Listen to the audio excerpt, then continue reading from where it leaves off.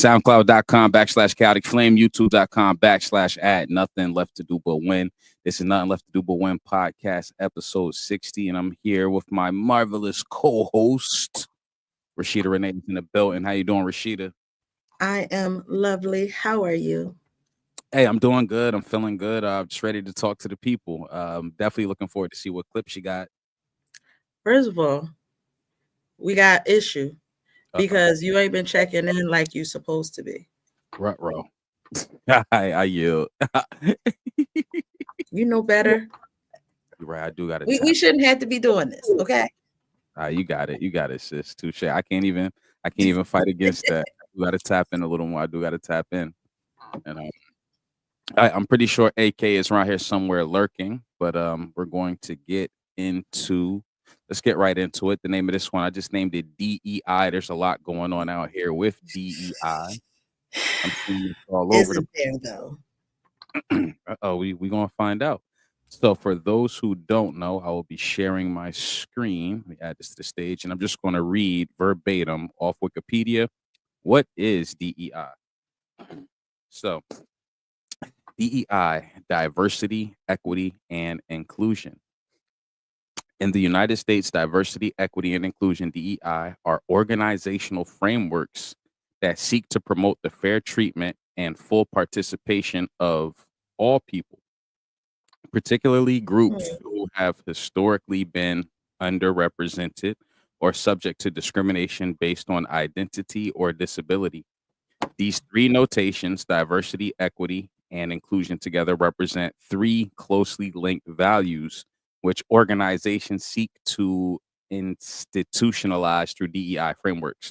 The concepts predate this terminology, and other variations sometimes includes terms such as belonging, justice, and accessibility. As such, frameworks such as inclusion and diversity, I&D, diversity, equity, inclusion, and belonging, DEIB. And here are some other acronyms that, everything is pretty much echoing the same sentiment in a similar way. But in the United States, it's known as DEI.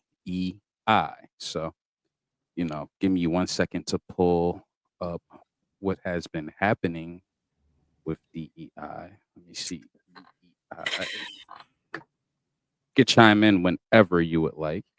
And here we go. There's a lot with that. I feel like why does it have to be said that you have to include everybody, not just people that look like you? Like, this is 2025. Why do we still have to have this conversation? Why are we saying that no, we don't have to do that anymore. Like, why are we still having this conversation in Yeah. 2025? That is what that is what's more disheartening than anything, that we still have to have the conversation.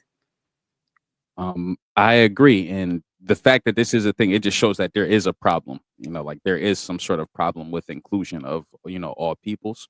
What I have on the screen is Axios.com, and it's going to tell us as of February 12th, which is recent, which companies are rolling back DEI and which are standing firm. So right now we have an issue where certain companies are no longer participating in, you know, they're just no longer participating in this DEI program. So let me see why it matters. Calls for ending these corporate inactivities have become more fervent over the past year and have intensified at the start of President Trump's second term. The big picture, companies have been talking about DEI less and reframing the narrative when they do. So I just want to see if we could get any companies. We got Amazon. Well, first we got Accenture. The company is ending its diversity goals and career development programs for people of specific demographic groups, according to a memo from CEO Julie Sweet, obtained by the Financial Times. Sweet cited the evolving landscape in the United States, including recent executive orders with which we must comply, as a reason for the company's retreat. Wow. Amazon, an app that's probably on all of our phones. I know you lying. Look, Amazon. In a December memo to employees, Amazon said it was winding down outdated programs and materials related to its efforts around DEI.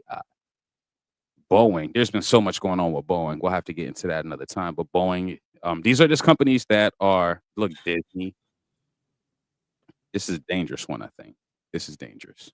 Now, that one doesn't surprise me at all. Oh, it doesn't surprise That you. doesn't surprise me at all. Nope. Wow.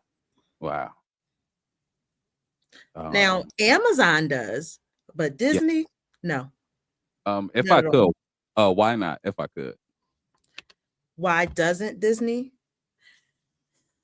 Amazon surprises me because with as many different, how do I say it? With the many different diverse employees they have, I Yeah. would think that that wouldn't be something that they would want to kind of deter from. With the people that they hire, Yeah. it's interesting that that's something that they're trying to back away from. Now, Disney,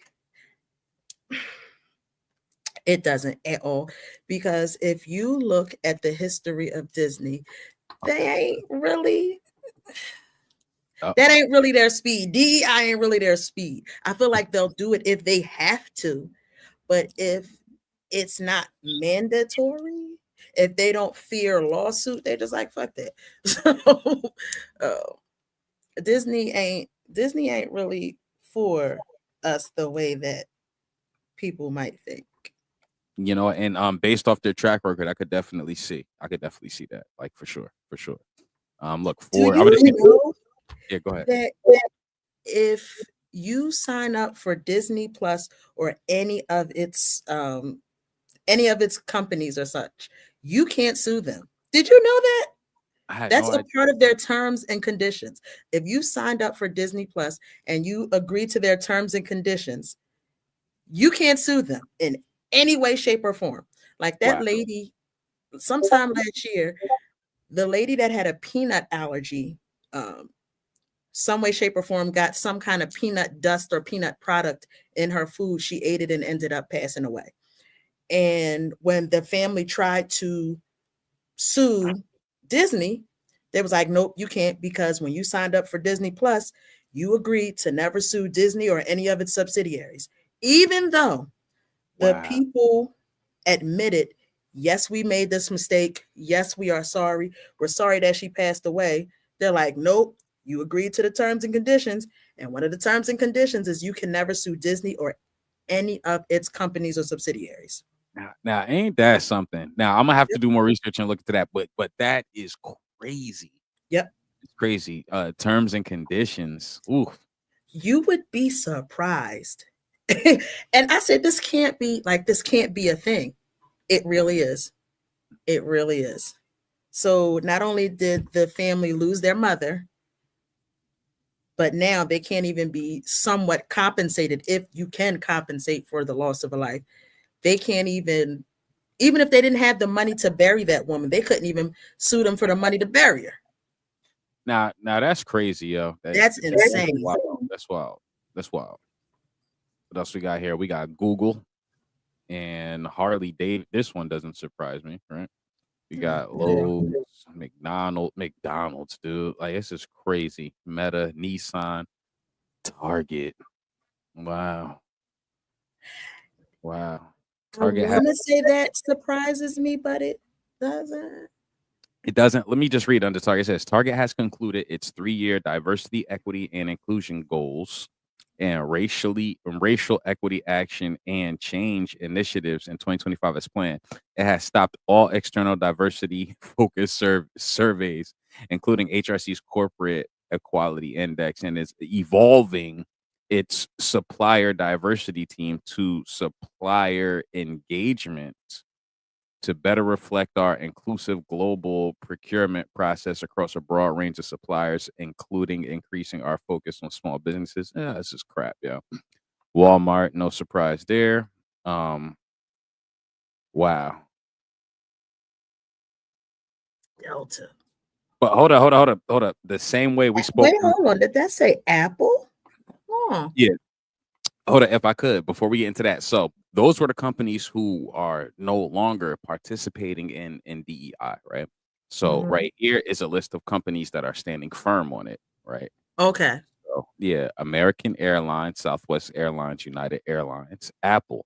The tech giant says it remains committed to diversity, equity, and inclusion and has urged shareholders to reject anti-DEI proposal put forth by the National Center for Public Policy Research, a conservative think tank. Cisco, Costco, Delta, Chase. That's my bank. JP That's my Morgan. bank. Yeah, McKinsey and Company, Microsoft, the NFL, of NASDAQ. course. But look, of course, the NFL is standing strong on it. They would be foolish not to. Be crazy Talking about shooting yourself in the foot. for real. Wow, this is interesting. So yeah, this is one of the main things I wanted to converse about. We start off with a more serious topic here, but this is real. This is what's happening in the world, and I don't know if articles like this make you rethink where you spend your dollar, but you might want to do some research on DEI and what companies are standing strong on it, what companies are against it. But that's all I have for DEI. So let me stop the share.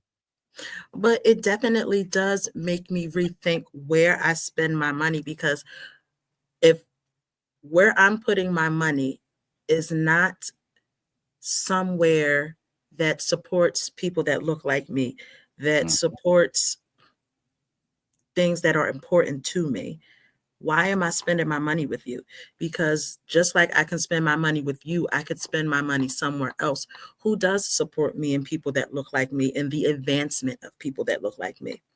Because at this point, I'm almost 40. It's not really about me. It's about my children and their future children coming behind me.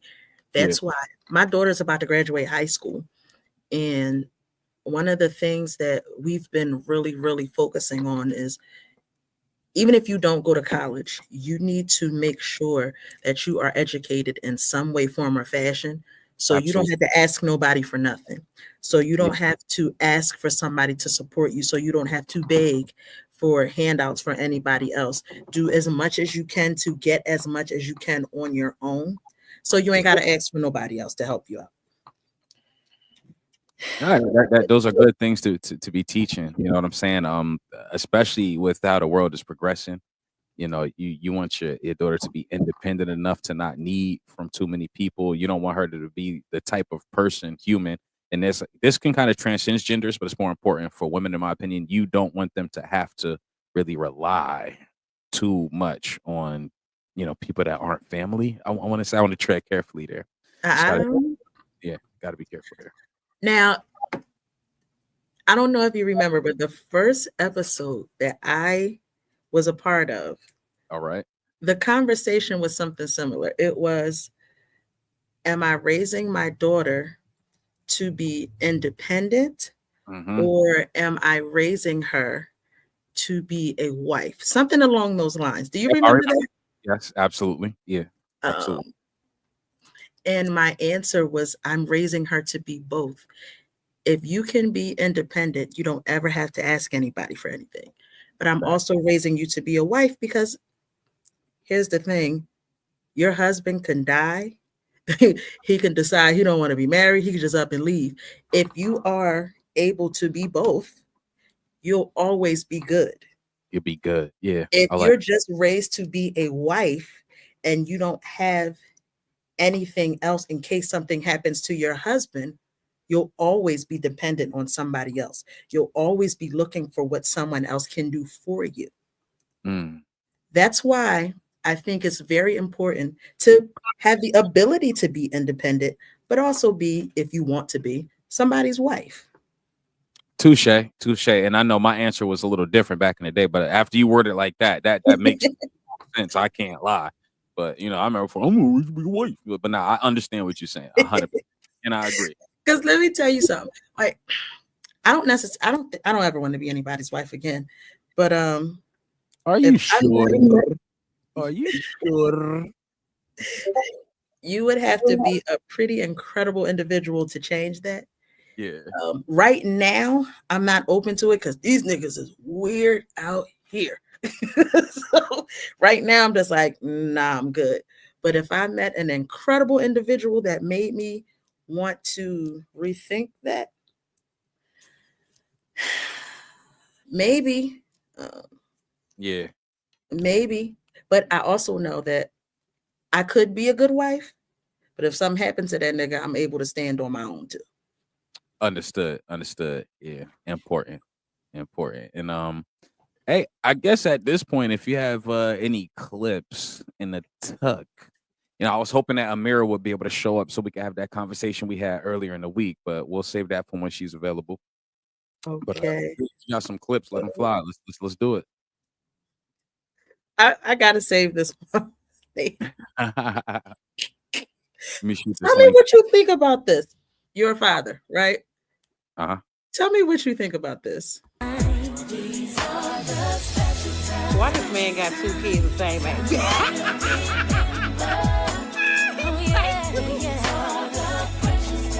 He needs to grow up, don't he,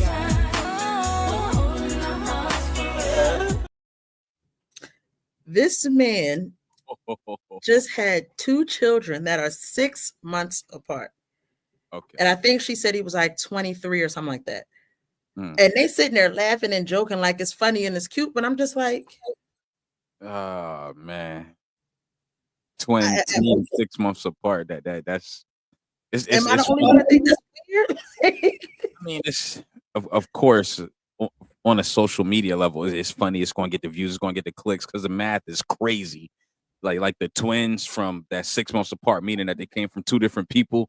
You know what I'm saying? So like, it's funny in that sense. But I don't know. He got a tough road ahead of himself there. Hopefully, he's able to handle his responsibilities the way he needs to. But He doesn't I, have to. He doesn't have to handle his responsibilities because one thing that I know is if you're not handling your responsibilities, there are a lot of women out here that will go to the court system and they will make you handle your responsibilities.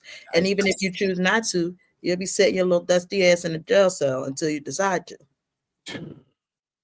So Be safe out there, fellas. It's a lot of y'all out there who's not using protection and y'all glorify it.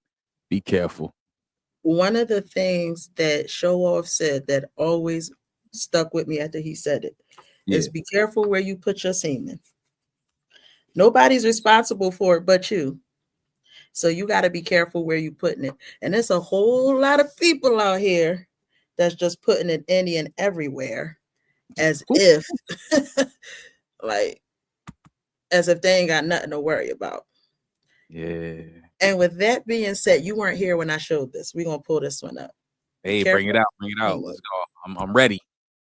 I'm HIV positive, right? And this is just a PSA to those that are not HIV positive.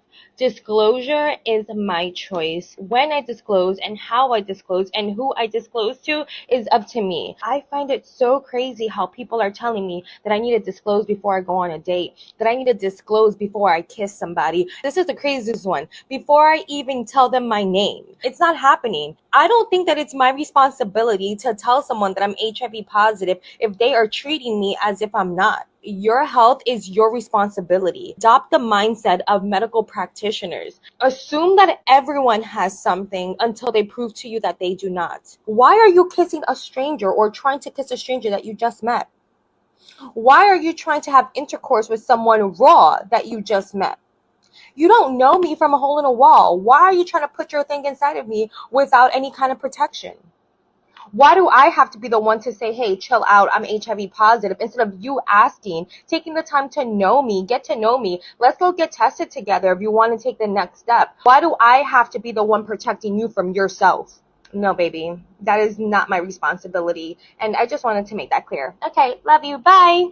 I'm HIV.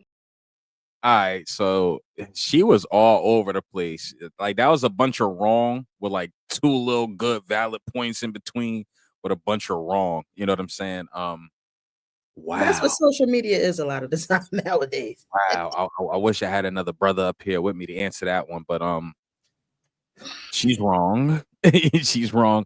And the well, one thing she did say that I like was, all right, you just met me. Why are you trying to do this? You just met me. Why are you trying to do that? All right. Hey, let's go do this together if you want to take the next step. Like, all right, I get it. But in life, things happen, situations arise, and you might find yourself in the heat of the moment. Um, what was funny was like they expect, her to disclose her status before they even know her name. Like that's kind of funny. I don't think it's that Bless you. serious. That's weird. But anything that involves risk of transmission, yes, you should be letting that be known. Or maybe you need to find a community of people that have similar situations or something where it's not as maybe it's like a different level. I don't know how HIV works. I'm sorry. I don't know if it's like a low tier, high tier, mid tier. You know what I'm saying? But maybe if you was in a community with people who had that, maybe you wouldn't have that issue. I don't know.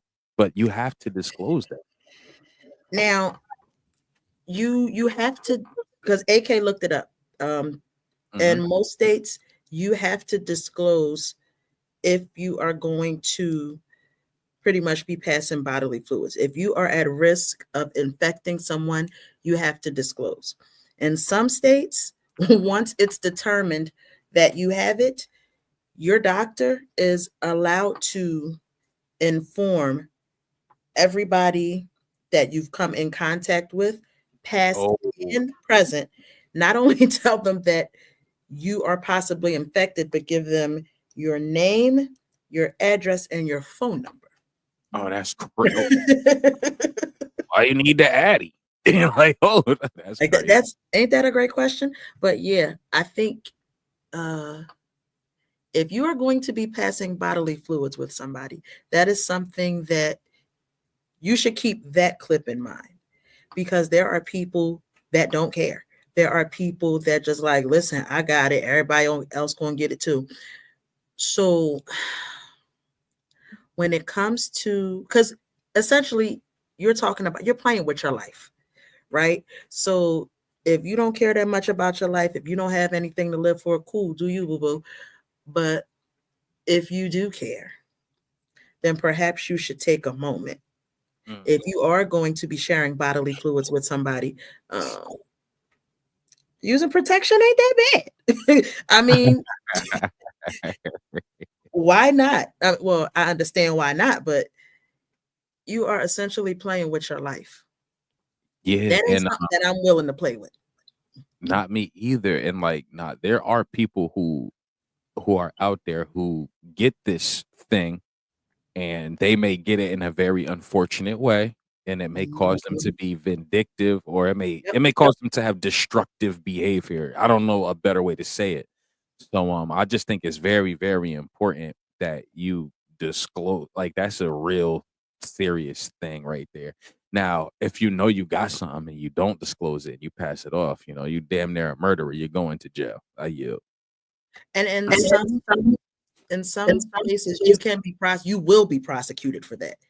Because if you know you have it, like if you know for sure, and you are not doing what you need to protect someone else, if you're not saying, hey, this is what I got, or you're at the very least not using protection, you will be prosecuted for that. There you go. And then everybody in there going no, because once they get that paperwork, everybody now what? Now everybody know. Ooh, that's crazy. And yo, to the youngins out there, to the young community out there, y'all up and coming teens, like you need to see the dark side to all of this stuff that y'all might be seeing on the internet, on little nasty websites. You need to see some of the stuff that comes with it. Like, I'm a big fan of showing you the entire picture. So there's certain things that come with these lifestyles. The lifestyle of a hustler, he has to constantly look over his back. He got people trying to set him up, trying to rob him, get bad product. There's all sorts of negative things that come with it. Everything has a negative aspect. So sex isn't all orgasms. And I got another hot take regarding orgasms. We'll probably get into later. I just need some more people to come up here before I talk about that. But it's not all. Because I would like to hear what you got to say about that. Yeah. I want to bring. I'd like to hear that. I need another brother up here with me because they're going to disagree with me. You know what I'm saying? I need to back. Oh man. Okay. But yeah, yo, there's a dark side to everything. You out here having sex, you got to protect yourself. You got one life. And if you got friends that are constantly glorifying, not utilizing protection, you need to watch them people, man. You need to stop smoking with them people. You gotta stop trusting everybody. I don't trust stop trusting everybody. Life is short. Your body is a temple. You only get one, from what I know. you only get one. And all everything after that is replacement parts. Yeah, come on now. And all you get is one. You know what I'm saying? Fuck what social media talking about. Fuck what your friends talking about. Man, protect yourself. Safety is cool. Safety is cool. Put your seatbelt on, put your condom on. Yeah, put your seatbelt on, put your condom on. And that's crazy. Like, niggas will put their seatbelt on in a car. Spend $5 on a box of condoms. Like, yeah, yo. Yeah, life is too short to be going out over a feeling. You don't shake hands, you only fist bump, but you'll stick your penis in a random vagina. Oh man. What? Life is too short to play them games, yo. And like when I'm dealing with somebody, I really clock how they are when it comes to protection. Like, I'm always analyzing that. Like, if you're on some, just stick it in. No, none of that. Ain't none of that. Ain't none of that. I want that low-hanging fruit. For me, like I said, because I have epilepsy, my doctor makes me she makes me get blood work done to make sure I have the right levels of medication in my system. So I'm getting my blood work done at least every 1 or 2 months. But even before that, because I was married, when I found out that he was a cheater, I don't know for certain that he'd slept with anybody else, but I was like, nope. Yo, sleep, yo, you gotta stop, man. But yo, I'm saying, and I gotta just say that this is what kills every 3 months. Now, mind you, Big Sleep may be joking, right? Let's put that up there. Big Sleep may. I will hope so. Control me. But what I've noticed is some of the smartest, most intelligent, most accomplished men that I know echo the sentiment of not utilizing protection, and it is mind-boggling to me. I'm talking about some of the most successful, smart, brilliant, genius men that I've known. The most admirable men you might look at as mentors are on some, oh, never strap up. Like, so can I ask you a question? When you say successful, do you also mean financially? Like they got. Yes. Now, see, I have a take on that.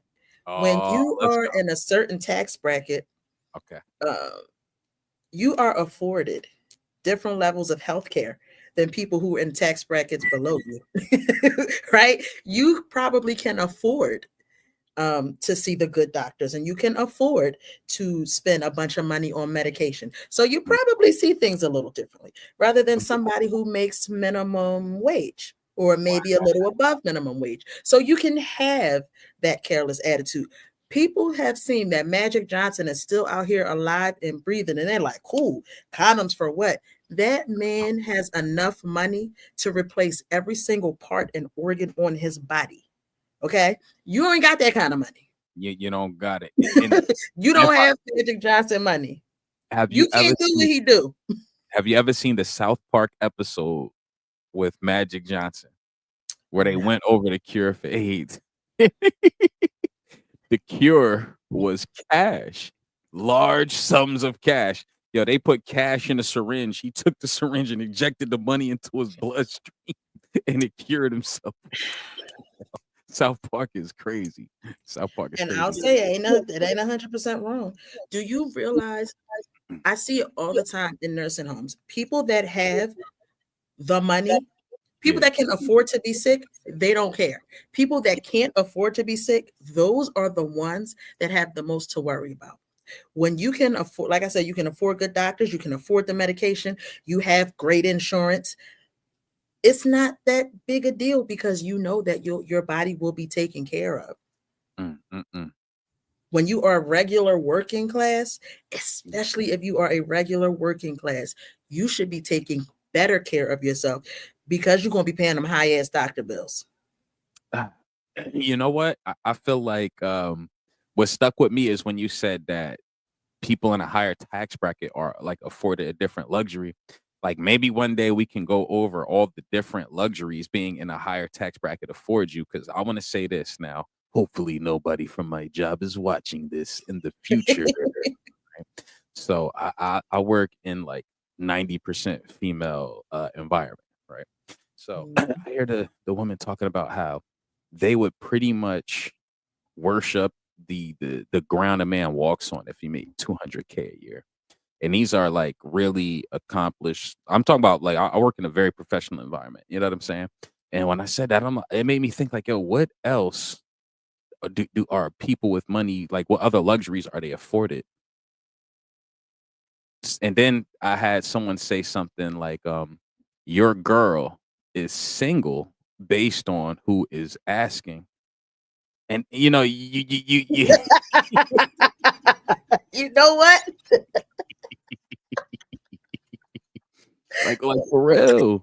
Like, yo, your girl is single. Your girl, your wife, your girl is single based on who is asking. Go ahead. I would Go ahead. love to say that that's not true. Oh man, I would love to say that that's not true. Moving on. I'm just saying, money talks. But yeah, one day we'll get into an episode where we really sit down and we come up with all of these. You know, I can't even. I'm mumbling all over my words. All the luxuries you're afforded when you operate in a higher tax bracket. I also had a theory that after you make a certain amount of money, it's damn near impossible to stay like committed in a relationship. I feel. Yeah, I feel like, especially for men, I feel like when you in a certain tax bracket where you're bringing in millions and millions of dollars of revenue, I believe it's very, very difficult to stay committed to one person, for sure. Probably because you don't have to. you don't have to. Because let me tell you what I know. There are women that Come on. they will play second, third, fourth, Mhm. fifth string as long as a man can provide what they are asking for. Wow. There Heavy. are women who will play fifth string if you just buy her door, if you just get her DoorDash every day. There are women out here that will do that. So you know what? You might be right. Yeah. Wow. You Look might what be Big right. Sleep said. Big Sleep said athletes is a good example. Now, He ain't lying. my brother-in-law, I don't even know if that's the correct terminology because I'm not with his sister anymore.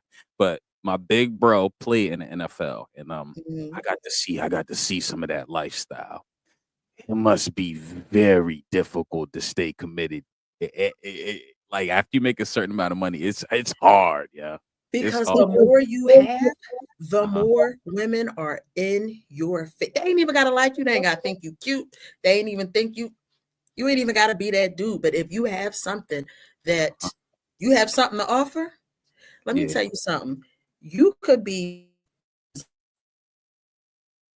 have you.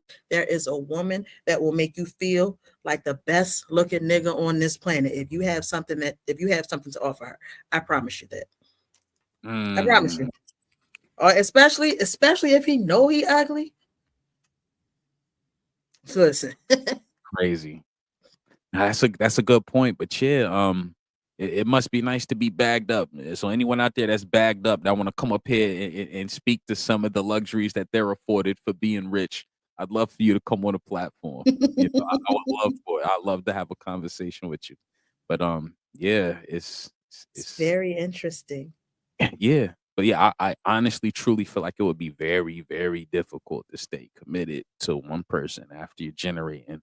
Now I'm gonna put a number. I think you make over 400-500K a year as a young fly brother. You ain't got to. It's just difficult. Not impossible, but extremely difficult, I'd say. And you know why? Because if the one that you are with is not okay with you doing whatever you want to do, there is somebody who will be okay with it. Yeah. So you don't even got to stay with that one. Wow. You don't have to. Yeah, you have so many more options once you hit a different tax bracket. All right. So Rashida. Yes, sir. What tax bracket would you like for your guy to be in? What's up, man? What's up? How about this? I'll be fair. Lowest tax bracket that you would take serious. I don't really have an answer for that. Yeah, I don't think that you think like that. You know what I'm saying? I don't, because I've been with somebody that I've made more money than, and some brokies. Now that's different. That's a little different. Now, it's okay. It's one thing to not have money, and it's a whole other thing to be broke. A broke nigga is somebody that's just comfortable, not having nothing, not doing nothing. You just cool sitting home on a couch. That's different than somebody who just ain't got it yet, but they're trying and they're working towards something. Those are two different things. Now, the nigga that's just sitting home on the couch and ain't got nothing to offer but a little half decent peen, no, you can stay where you at. But if you ain't got it like that and you trying. Yeah, if you're trying, then you good. All right, so I'm not even gonna say trying. If you're actually working towards something, because trying and actually working towards something are two different things to me. Can you put a percentage on the impact of the peen in a relationship? You know what I'm saying? Because I got some theories, because your boy been outside, and I've been seeing what's going on out here, and I just got too. I got some questions. So like, for me personally, see, sex is not even in my top 5 for me. So like, not on the pod, it ain't. I'm just playing. Like, it's not even in the top 5, because I've been with somebody that it wasn't what it was supposed to be, but was he an Eagles fan? With you. It's so messy. So messy. Was he an Eagles fan? It's so fucking messy. Oh my God. But yeah, for me, it's not that big a deal, because I've dealt with somebody where the peen was phenomenal. Yeah. But you were just a trash human being. Like, all right, but so what I've also learned is that there's phenomenal peen, but then there's like another level. Damn, it sucks that we online, because I know if we was offline, it's a different conversation we could have. We could get right to it. You know what I'm saying? But like what I'm learning is that there's different levels when it comes to that thing. So I was just wondering how important it was in a relationship. In a relationship versus somebody, just my little, those are two different things. Okay, let's just start there. Those are two different things. If we're in a relationship, that's different. But if you just a little whatever, you should be pretty decent. You should be Yeah. pretty decent. Okay. Because if you just a little whatever, I ain't even got to be bothered with you. We already know what it is. I call you when I need what I need from you. You call me when you need what you need from me. And when we link up, we link up. But if the link up ain't worth linking up, then what we doing? Okay. What is like the most ridiculous or outlandish thing you've done for the best peen you ever had? I don't know. I know I'm getting, and then I'm off the peen. But I'm just trying to like outraged. Like, does it really make you lose your mind? Does it really make you go out your way? Like, is it really that real? The best. Yeah, it's really that real. Okay. The best I've ever had. Okay. Yeah, the Called best. me up. It's like, what you doing? I was like, listen, I'm about to have some company. I'll see you next time. That nigga was like, I'm coming over there. I was like, all right. 2 o'clock in the morning. I was like, all right, cool. Damn. Whatever plans I had, I don't have them anymore. Wow. And check it out. And even if your original plan was a heavy hitter, even if he was a heavy hitter, he wasn't better than that nigga. So gotcha. I catch you another time. All right. Just wondering, when we get off here, I'll tell you why I asked those questions. You know what I mean? When we get off here, but ooh, I hope he ain't watching. You know how many times I said that, but then like I let stuff fly because I don't. My close people, they catch glimpses, but no one's really sitting and watching the whole thing. So I'll throw a little shots here or there. You know what I'm saying, is he an Eagles fan? You ain't shit. Oh my goodness. Can I ask you a question? Sure, absolutely. Bring it out. Would you ever, Mm-hmm. you know what? Fuck it. I'm gonna just play the clip and then I'm gonna ask you how you would handle the situation. Let's do it. You were born with one of the rarest conditions in the world. You were born a hermaphrodite. Yes. Can you explain what that means? A hermaphrodite is someone who was born both male and female. I was born with both a and a big black. Is there balls as well? No, I don't have balls. Okay. Is the coochie like below the or above it? It's up under it. It's up under it. Okay. When I was born, I had both, but it started out very small. As I grew older, it grew older. But when I turned 25, it hit a major growth spurt. I'm like 9. It's out of my control. I was born this way. My mama didn't choose to cut one of the other ones off. I just have learned to embrace it and learn to just be who I am. A guy ever like run up and try to holler at you? He looking at you like, damn, you fine. And then he kind of see something poking out. Does he be like, wait, whoa? You'll be surprised. You know, I don't have many guys actually who make it a problem. Oh, so guys be cool with it. They love it. Being that you have both, are they like bisexual? What was his initial attraction? He seen a woman first. So we have to give him that. When we lay down, he got an extra bonus. But that doesn't make him bisexual. I'm still a woman. So street niggas be with it? Street niggas be with it. A couple NFL players. And I was just like, I like how his back look. I would love to see it over. And did they know that you had all the parts? They got to know it. One guy almost tried to beat my like, he ran to the restroom, called his mama, and he was just like, yeah, I'm with this girl. He was crying in the restroom.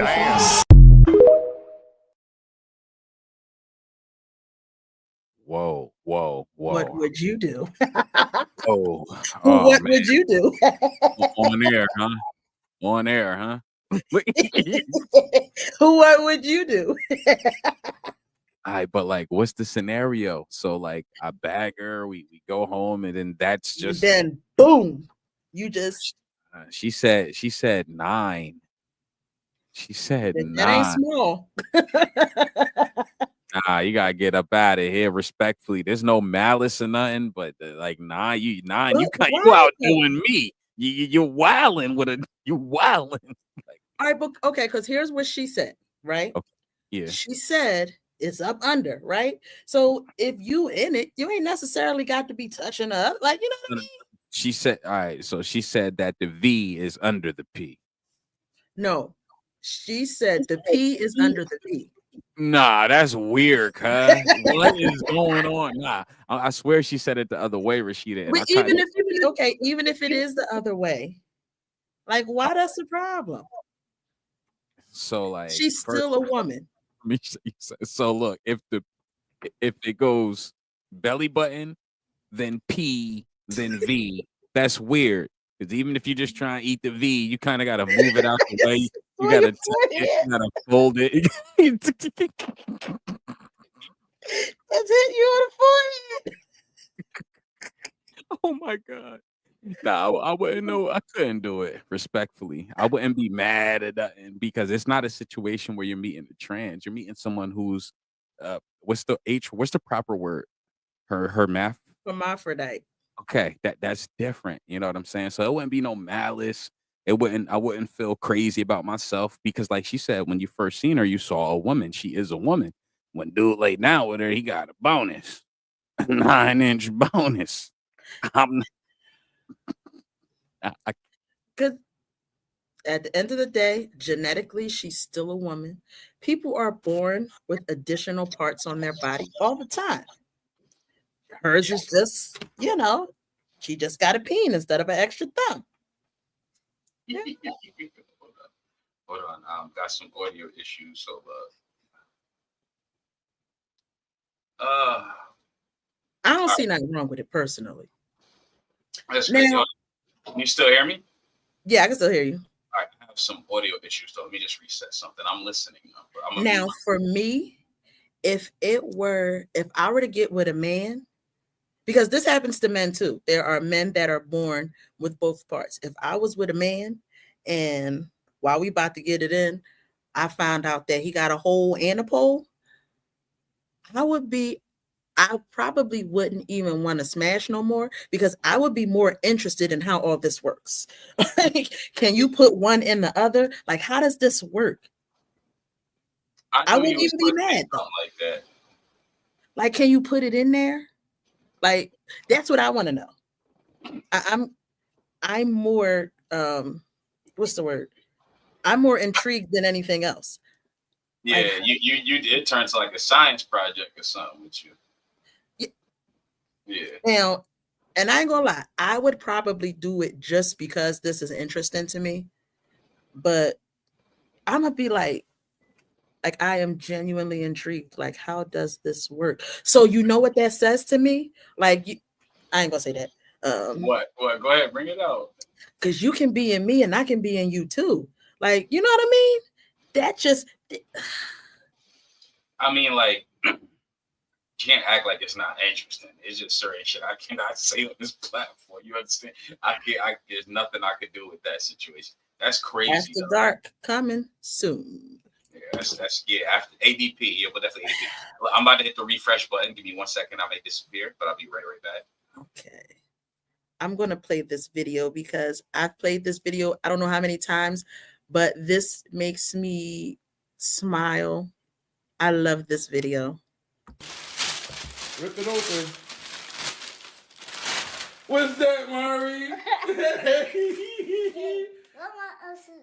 Will you what? A few moments later. Oh.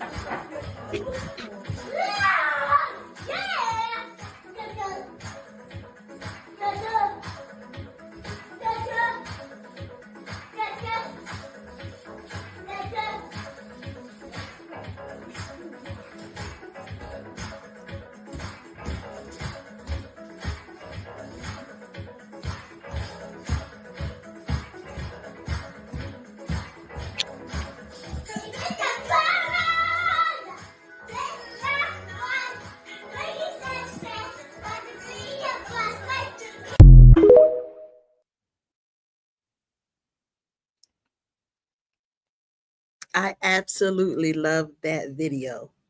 That little kid was just as happy as he could be. And every time I show that, they laugh at me because I said, Like as an adult, I have not watched the Thriller video in its entirety because it scared me so bad as a kid. I have never watched it in its entirety as an adult. And the last time I played that, they laughed at me really, really bad. But I was serious about that. I've never seen it. Now, because they laughed at me so bad, I said, maybe I'll go back and watch it. And it probably shouldn't scare me as a 38-year-old adult. So I am going to go back and watch it. But I love that video of just a kid being a kid, just as happy as he wanted to be with his little Thriller jacket on. That video makes me smile. Like it does. I love it. I love every bit of that. Cool. Cool. What else?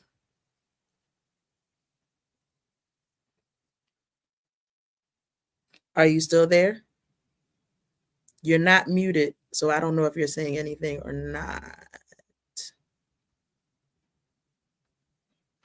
But I'm also going to play this video while you're still doing that, because this one makes me laugh too.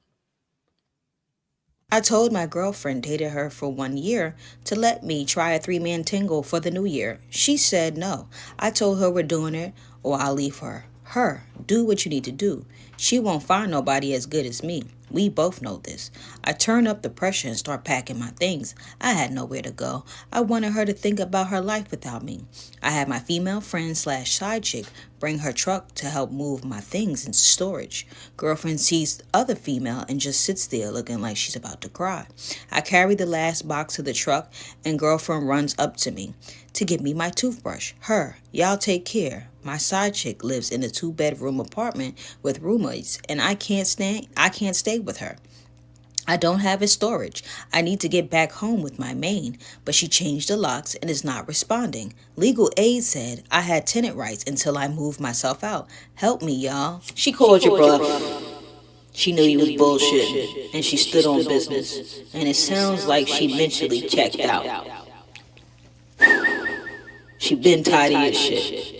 And I don't know why would you want to do this kind of shit when you ain't got no leverage, sir. Your name ain't on the lease. You probably don't help her pay no bills. It was good riddance. And you do this in the dead of winter, sir? It's cold in a mug outside. Your shit finna be on the streets, freezing. I'm telling y'all homosexuals right now, this shit outside ain't no joke. Y'all better get y'all shit together. Keep the peace. Or you're gonna be like old boy in the streets.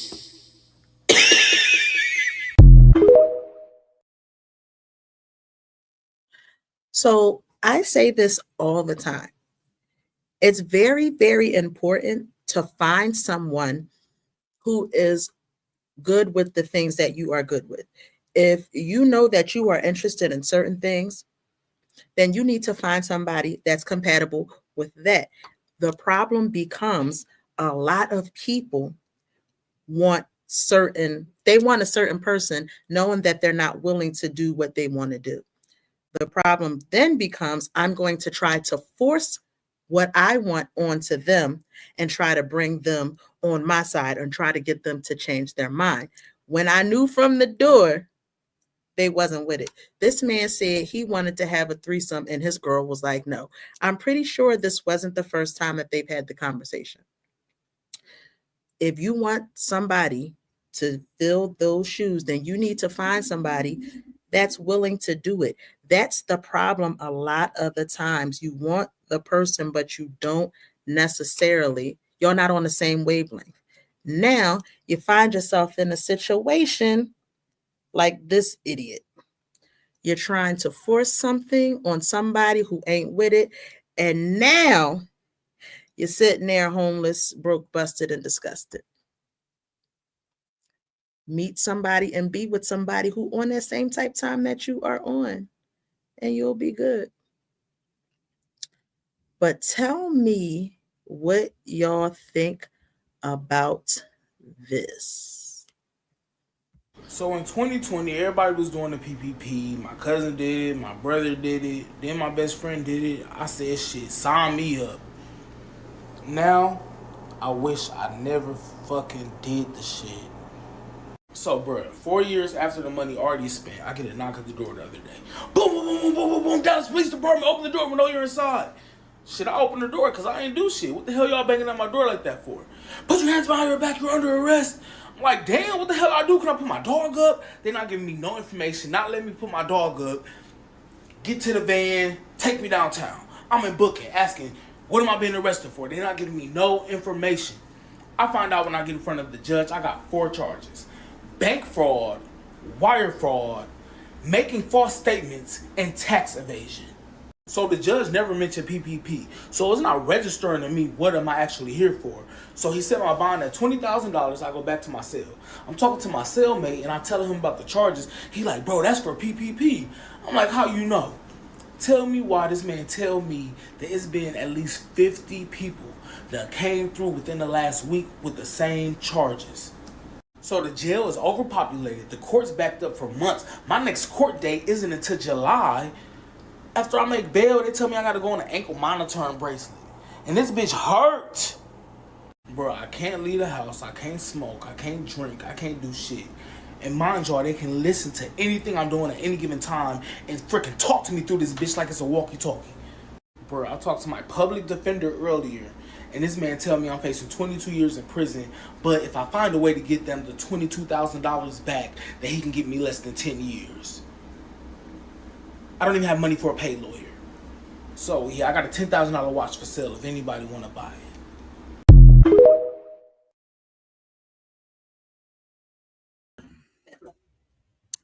All right. Can you hear me? Yes, I can hear you perfectly clear. All right, that's good to know. I got some technical audio issues or whatever, but wow, karma is crazy. I ain't gonna lie. For years, I wish that I would have been on that PPP wave because I know a few people that did it that came up off of it and hadn't seen any negative repercussions or consequences from it. And but if this is what's happening, if this is a bit much, you know. Karma crazy. Karma is crazy. Now, here's the thing that I don't think a lot of people realize. That was a loan, a PPP loan. You have to pay that money back. Now, whether you did it fraudulently or what, even if you did it legitimately, it was a loan. Yeah. You have to pay that back unless you find some sort of way to have some kind of loan forgiveness. You gotta pay that back. Well, what I found interesting about this video is 2 things. Number 1, that is 2025, and they still locking your asses up for that wire fraud. Number 1, because if you remember when people first started getting them, they were just like, here, take it, here, you got it. Like it wasn't really too much. If you had your LLC and you can dummy up some paperwork, boom, you were getting it. A lot of people got it. Yep. It's 2025 and they are still locking your asses up for that wire fraud. Crazy. Number 2, this is a different level of snitching that I've ever seen. This nigga said they can talk to me through it and they can hear me. So if you know that this nigga opened the video and said, my friend did it, my cousin did it, my brother did it. I said, this nigga just found a way to get his sentence reduced. He ain't slick at all. I ain't even think about that part of it. Yeah. My cousin did it. He did it. And now, hold up. So they talk to you through the device. Anytime. So if they talk to you through the device, then you know that they can hear your ass too. This nigga just did a whole different. This nigga dry snitch like I ain't never seen it before. Not only did you let them people hear you through the device, you went on Michelle Obama's internet and said that to everybody, and that video got hundreds of thousands of views. Wow. You just told on everybody. Then my man said, he got a $22,000 loan, but had a $10,000 watch on. And honestly, that's the part where our people are going to suffer for a lack of understanding. I feel like in our subgroup, a lot of our people, we really don't understand money. Yo, having 10K in the cut is beautiful, right? But like, how can I put this? Like, if you get 20K and you're spending half of that on a watch, you have to really reevaluate, you know, some of your life choices. Honestly, that's not a lot of money. Now, you know, I would have took at least 10 and threw it in some stocks and some investments or like something, yeah, something. Because you know what I know? That this $200 Apple Watch tells the same time that $10,000 watch on his wrist costs. Come on now, and it can help you if you're in the gym, you know? Right. Now, the thing about this $200 Apple Watch, if I need to make a phone call and my phone in the car, I can go boop, boop, boop, boop, boop. Yeah. Hey, Siri, call 911. Don't do that. I can tell Siri to call the authorities. You got on a $10,000 decoration. Yeah, $10,000 watch off of a $20,000 loan is insane to me. It shows me personally, now this is my opinion, that you're the type of person that needs other people to understand that you have money. Me, on the other hand, I love that people know that I'm broke. I'll put it like that. I am broke. I'm broke. I don't got nothing. I don't got it. I'm not flexing. I have nothing. I have zero, but I got nothing. And I want people to always think that way. I don't want people to think I got a lot of money. Never wanted to be that type of person. Because for what? Like what? Thinking or knowing that I have money is not going to change the person that I am just because you feel like. Because you see me with a $10,000 watch on. Crazy. If anything, that makes me think that something is really, really wrong with you. You spent $10 of $22,000 on a watch, and now you can't even afford a lawyer. Crazy. For the 10 years that you're about to have to do. And here's another thing I want people to realize. He said he was looking at like how many years in the beginning? He said if he gets back to 22K, then he might be able to get under 10. But before that, what was the main amount he was looking at? Like 20 years or something? Like what was it? Something like that. So like, is your life and your freedom worth $1,000 a year, dog? Like when people go and do these crimes, you have to look up how much time you're going to get from said crime. Right? Then divide whatever money you think you're going to get from said crime by the time you would spend in jail and ask yourself if it's worth it. Some people go to jail, they break into a liquor store, get $2-3 grand. All right. But if you get caught on a B&E or a robbery or assault with a deadly weapon, you're looking at spending the rest of your life in jail over $3,000. 15 years minimum. Crazy. 15 years minimum. Crazy. But well, I guess I am glad that I didn't do any PPP loan stuff, but for years, oh boy, I was heated.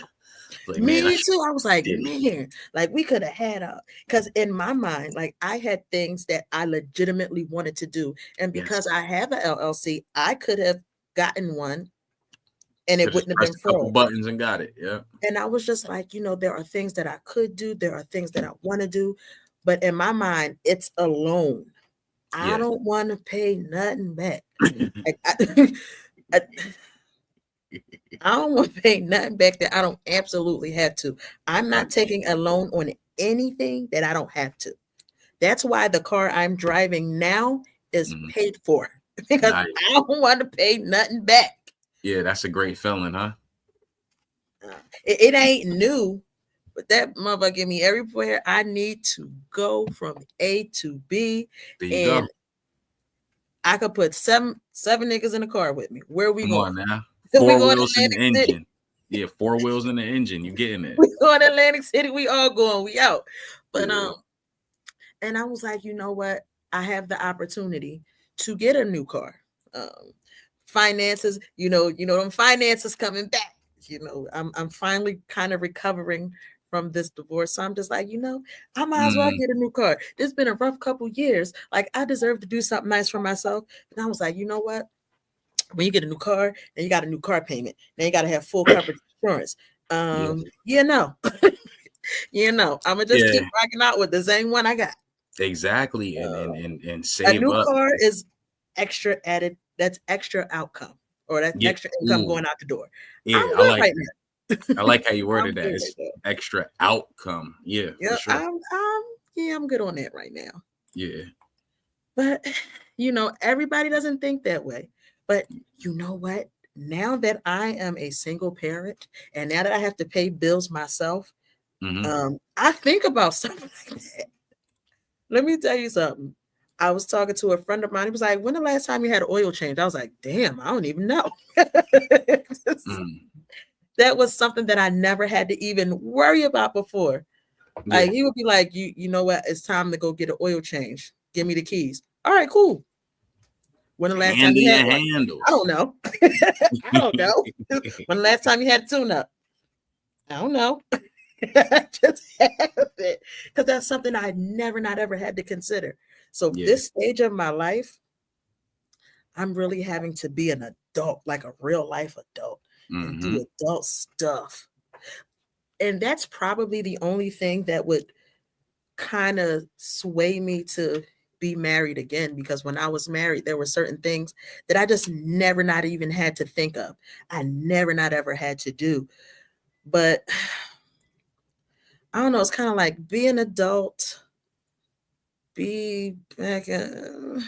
What? Come on, bring it out. Find the words. I don't know. I don't know if it's worth it for me. I don't know if it's worth it, because there's a lot that comes with being married that a lot of people don't even consider.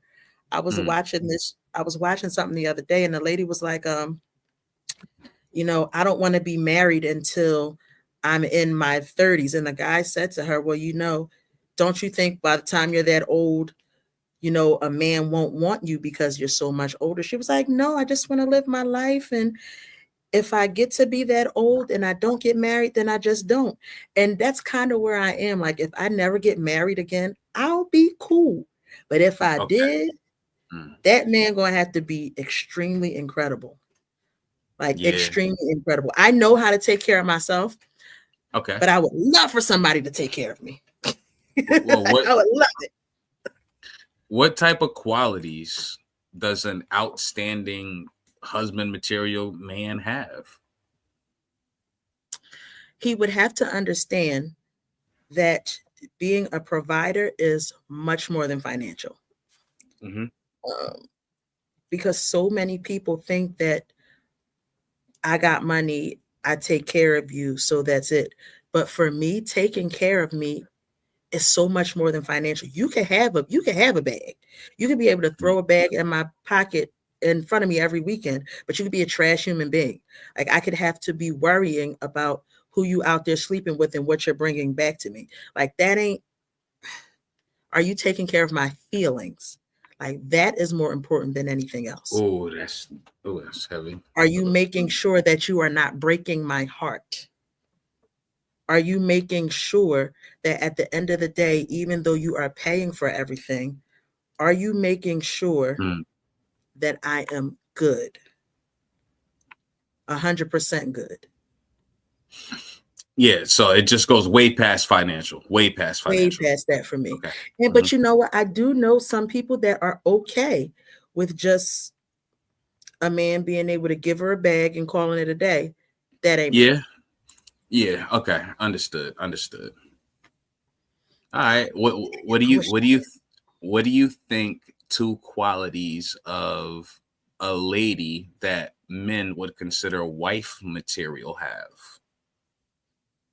She has to be respectful. Absolutely. I gotta get that out. She has to be respectful. Yeah. And she has to be trustworthy. There are a lot of men that can't trust the woman that they are with. And I think those are top two. At least that's what I think. Yeah, those are good. Those are good. Those are good. Respect for sure, especially if he's worthy of respect. Respect is our love language a lot of times, you know. So yeah, I have to agree with you there.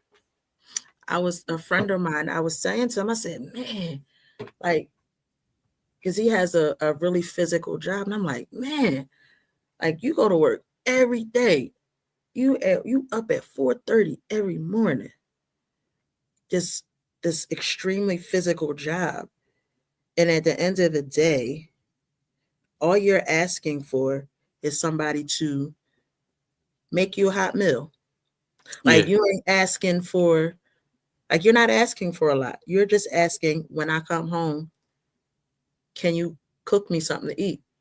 Like, can you make yeah, sure I eat? And I'm just like, that's not a lot, especially if you're home all day. But even if you're not, if that's all that human being is asking for, why is that too much?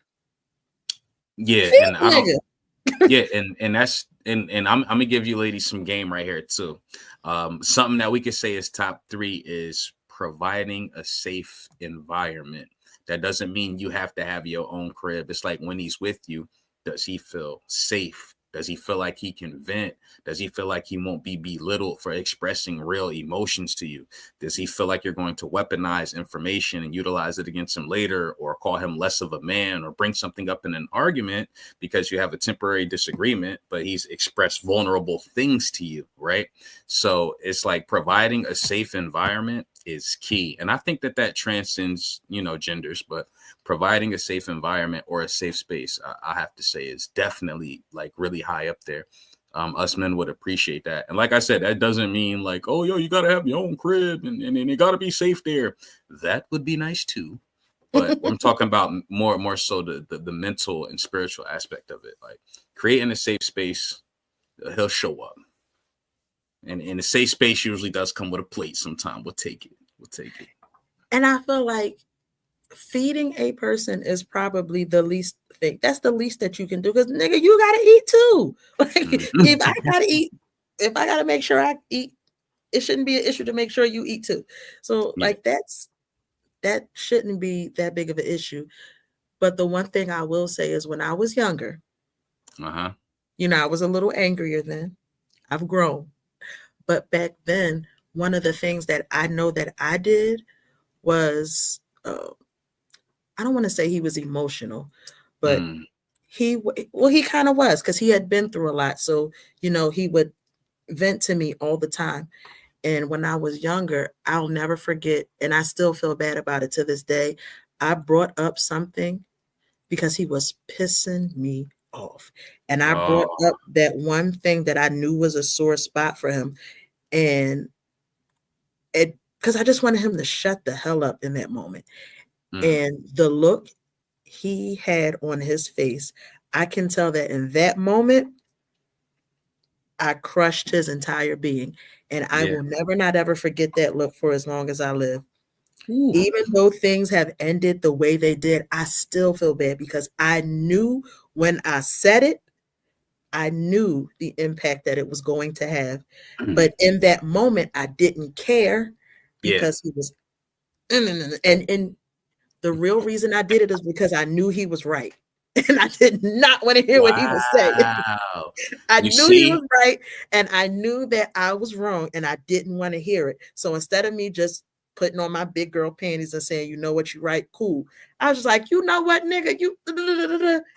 And when I tell you his face went, I said, and there aren't many things I regret, but that is definitely one of them.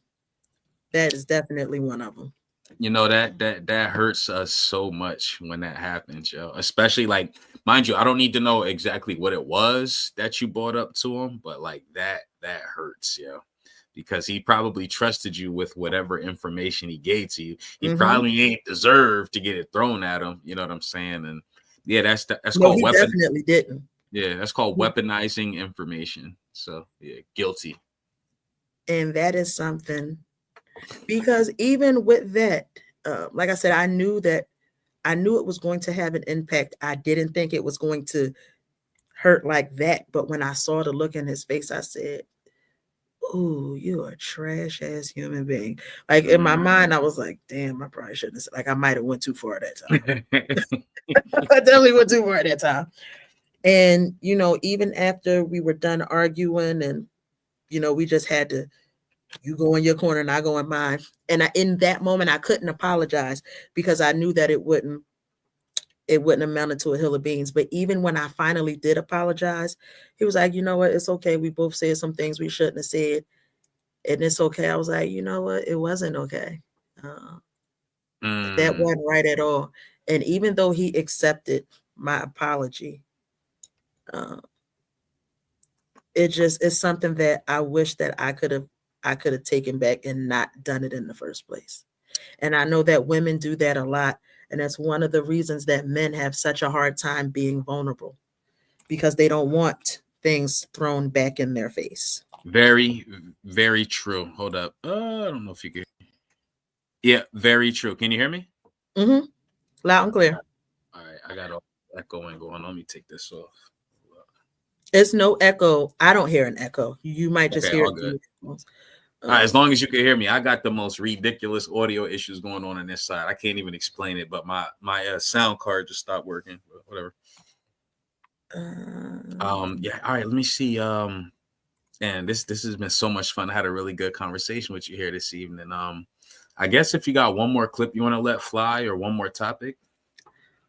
I don't know if you were here for this one, but where is it? Side note, did you know that when Lil' Kim brought out Hardcore, when that album first dropped, she was only 17?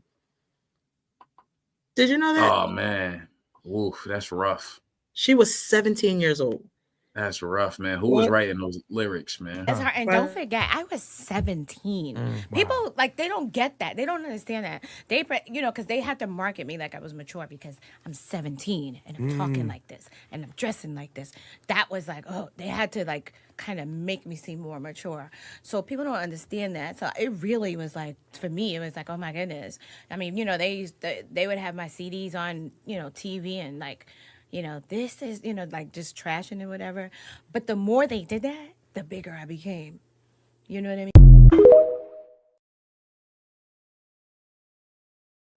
All right. Hold on. Give me 1 second to bring up something below. 17 years old. So, okay, you're 17 years old. Here. If you are 17 years old. So I'm going to share my screen.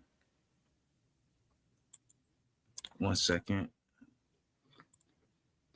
Share screen.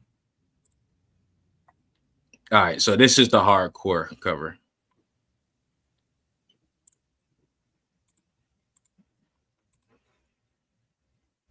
All right, there we go. All right, you can hear me? Yep. All right, this is the Hardcore cover by Lil' Kim. I can't believe she was 17 when this was taken. 17. That's insane.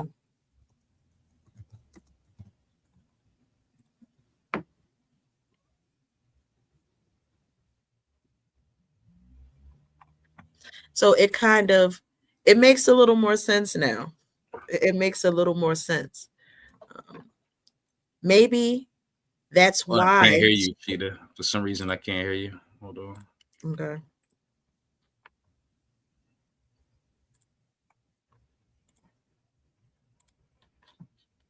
But maybe that's why she was dressing the way she was, so she would appear to be older than what she was if she was only 17. I'm going to go for the reset. It's very, very interesting. But I have a question, because at 17, you're still a minor. If you have a 17-year-old, are you allowing your 17-year-old to dress that way and to put out an album with those kinds of lyrics? Are you allowing your 17-year-old to present themselves in their art the way she did at age 17? I'm not. My daughter 18, and she bet if that's what you want to do, cool, do you, sis, but you can't do that in here. Yeah, that was a bit. Do what you gotta do, but don't do that in here. Yeah, it's going to be hard to go back and listen to that now, knowing that she was 17. Like, that's kind of crazy. Like, that's crazy. Yeah, that's crazy. That ain't it. That ain't it. That is not it. Because as a father, how do you be like, yeah, that's my baby? Just listen to her album. This is what she's saying. Like, yo, my nigga, this is my daughter. Listen to that.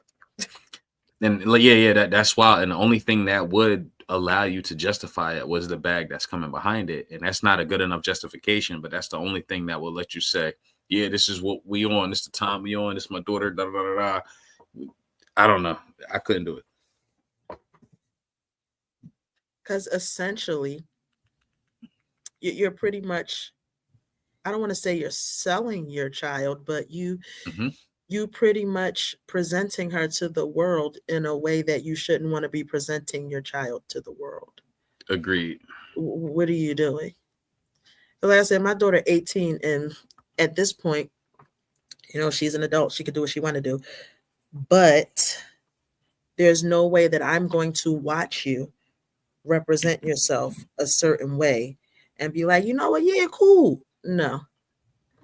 I ain't cool not with cool. It at all. Not cool at all. Second time Little Kim has come up in the last month here. We had that other clip with that young, what was it, DJ Envy? Not Envy. Enough. DJ Enough. DJ Envy. Just ridiculous. Yeah, DJ Envy. Just ridiculous. And you know why that still pisses me off? 2 reasons. One, because that kid was 8 years old. Number 2, why couldn't your wife be Lil Kim? Like, all your other children were in the video. Why couldn't your wife be Lil Kim? Like, all your other kids were in the video fully dressed, dancing in the background. You were Lil C's. Why wasn't your wife Lil Kim?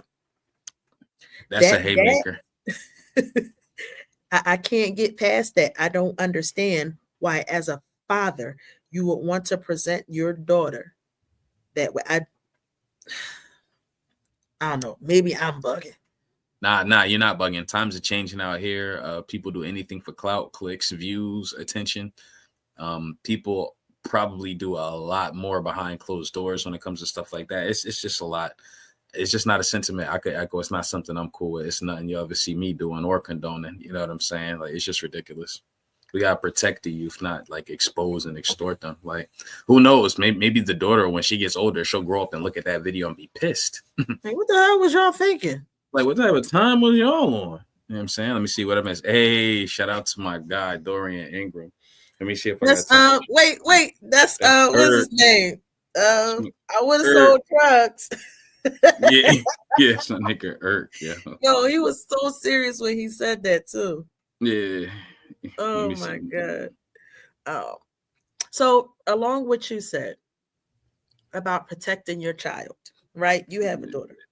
If at any point you were having issues with your child, she wasn't listening, it became an issue, would you ever say to your child, you can't live here, you gotta go? You're not listening, you being disrespectful, you smoking weed, you going against everything that I've set, all the boundaries that I've set. You can't live here. How old is she? 14. At 14, there has to be a better way than me giving them up to the streets. You know what I'm saying? At 14, like, I'm still not going to condone or be rocking with none of that stuff. But at 14, a little too early to just give your child to the streets, I would say. 16 is too early. 17 is it's honestly, there's no age, you know what I'm saying? But 14 is a bit young for you to just put your child out and just be like, yo, figure it out. It could be some internal things. Maybe you got to spend more time with your daughter. Maybe there's different programs you could put her in. And I'm not saying I got all the answers. You got to watch the people you're around. Maybe you could relocate to a different state, or, there's different things you can try. You know what I'm saying? But saying, hey, you're smoking weed, I don't like you smoking weed, go to the streets and figure it out yourself because you're not listening to me at 14 I don't see that being a solution. Okay, so I have 2 videos. All right. I didn't. Let me show you this one. This one, brace yourself. Uh-oh. You're the reason Hurry I have up. 2 kids. Hurry up, bro. You're I'm the the reason. I ain't got nothing to do with you. But What you you be didn't stop doing, bringing bro? Uncle Tony around. I told you to Bro, stop bringing him around. Stop bringing my brother up to my Uncle Tony, bro. I told you to stop bringing What him you trying around. to say? What you trying to say? Man, hurry up. I'm finna call your mama. He's the Hurry one up who and wrap talks. this shit up. He's the one who taught Hurry up me and wrap all this shit up so you can go. How do you think so I you know can what go. sex So is? you can Uncle go. Tony taught So me you what can sex go. was. So you can go. I'm not doing this no more, bro. Uncle Tony You taught going me with what your sex mama. was. You going with your mama, I bro. can't go with my mom. She You know she can, bro. doesn't want me with her. That's on you and her, bro. But I can't do this no more. So what you gonna do, bro? I don't You want to have to be go here. to the shelter or something, She wants bro. to fight me over her boyfriend. I don't even like. No, I'm not going. Bro, you gonna have to go to a shelter then, bro. Wrap out, put all these clothes in the bag, bro, and get the stepper, bro. Before I start dragging this shit out, bro. Before I start dragging this shit out, bro. Come on, come on. You got to go. You're not lying, bro. You got to go. You got to go. The fuck out. Bye. I'm not doing it no more. Bye. Bro, I'm not doing this shit again, bro. You just turned 14 and you on your second baby, bro. You talking about you 3 months pregnant, you just not telling me this, man? Hurry up, put all these clothes. Hurry up, put all these clothes in the bag, bro. All right. So time out. First thing I'm noticing, there's more context in there. And it's like, all right, she's pregnant again, and then she's like blaming it on him, like, yo, that it's your fault for bringing Uncle Tony. I told you not to bring that. It's horrible, yo. There's a lot in there. It's horrible. I can't hear you though for some reason. Whenever we go off the video, come back, I can't hear you. So I'm gonna just reload. It's not you. So when it comes to that particular video, there are so many people that failed that child. Can you hear me? Yeah, perfectly. Mm-hmm. There are so many people that failed that child. Mm-hmm. She literally said, "You brought Uncle Tony here. I asked you not to bring him here. He's the one who taught me what sex is." And he said to her, "Don't bring my brother up. Why are you bringing my brother up? Stop bringing him up." And that, to me, that is a problem in and of itself. Yes, it's a problem that this 14-year-old is pregnant for a second time. But the bigger issue is she's saying out of her mouth, "Your brother is a predator and I've asked you not to bring him around." And he's literally saying, "I don't care." My guy, that is your daughter.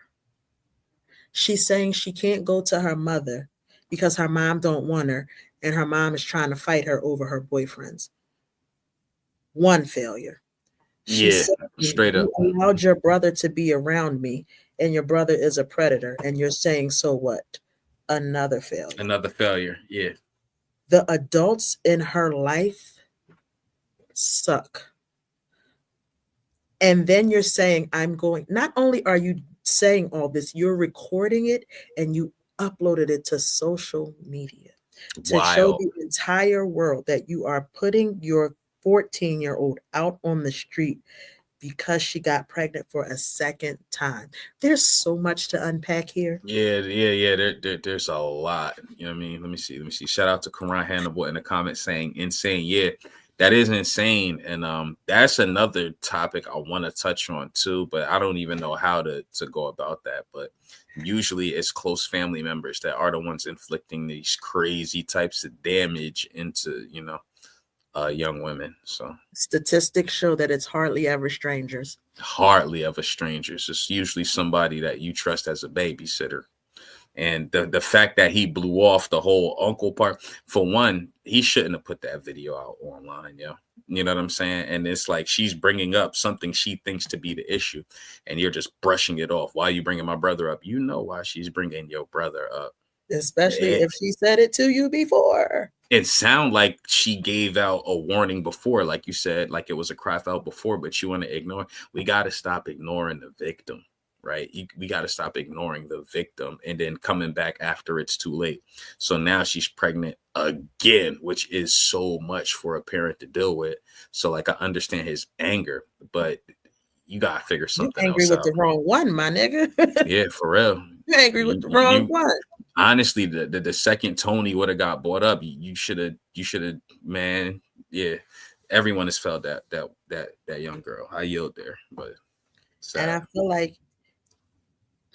I feel like when it comes to the father-daughter relationship, yeah. Well, I can only speak to mine. My father, even at the age of 38, there is not a human being that can do me wrong in any kind of way. My father is 68 years old and will still catch a case over me and my sisters. Yeah. So for you to be saying, your 14-year-old to be saying, hey, this man did that to me, what in your mind is not like, I have to protect my baby? Yeah.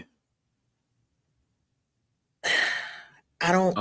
Uncle I don't Tony understand that. did this Uncle Tony that we hearing about has to have some sort of power hole over bro or something. Maybe he the plug, or maybe he's, I don't know, but he has something Him and over his his bro. brother need to go. Yeah, that's a fact. That's a fact. There's nothing that can justify that to me. Nah, And not at all. I don't know, maybe it's a little triggering for me because I've had my own situations as a teenager, but it's like, that's your baby. Like, your primary job, if you can't do nothing else, you can protect your child to the best of your ability. And if she's saying, hey, I'm not being protected, that's the very least you can do, is keep weirdos away from her. Yeah. Who Uncle Tony is. That. Yeah, I yelled there. And then here's another video of a 14-year-old. Uh-oh. Doing the same thing in my house. You have to get out my house. I'm sorry, I don't know where you're gonna go, but you can call your mama and ask her, can you come back down? You already know she don't want me with her, so why would you even? I don't care. You keep doing the same thing. You keep doing the same thing. I send you to school, you ditch your school. You steady calling these little boys. I told you. I don't even talk to nobody. Look, I told you to stay away from these little boys. We're not gonna keep doing this. I'm not going over this no more with you. You have to get your stuff and get out my house. Yes, you're gonna have to figure it out. You gotta figure it out. I'm tired. Call your mama right now. Call your mom. See, that's your problem. That's your problem right now. Your attitude. You're only 14 years old. Call your mama. Here, call your mama right now. You gotta get out my house. I'm done.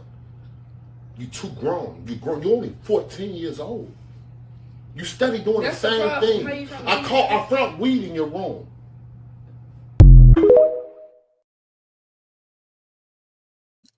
All right.